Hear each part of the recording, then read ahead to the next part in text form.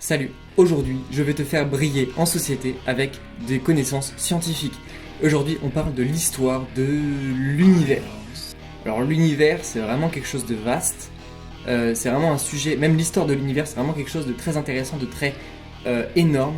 Donc je te conseille de faire tes propres recherches, vu que un short ne suffira clairement pas à tout dire.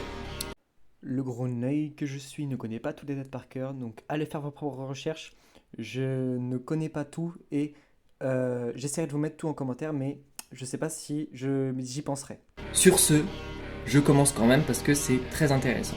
Selon les théories les plus connues, l'univers commence au Big Bang, ok? Donc là, tu as le Big Bang et s'ensuit une phase qu'on appelle la phase d'inflation où l'univers va grandir comme ça de manière extrêmement rapide. Donc l'univers va vraiment grandir très très vite. Les premiers atomes, les premières molécules, tout va se former extrêmement rapidement.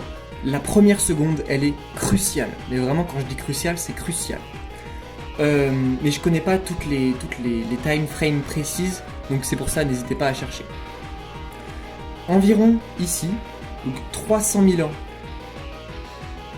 après le Big Bang, les photons sont enfin capables de voyager.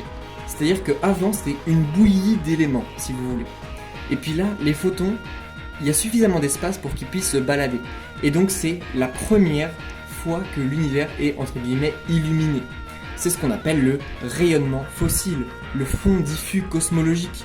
Vous en avez sûrement déjà entendu, je vous mets une image juste là. Le fond diffus cosmologique, c'est la première image de l'univers. C'est waouh, c'est magnifique.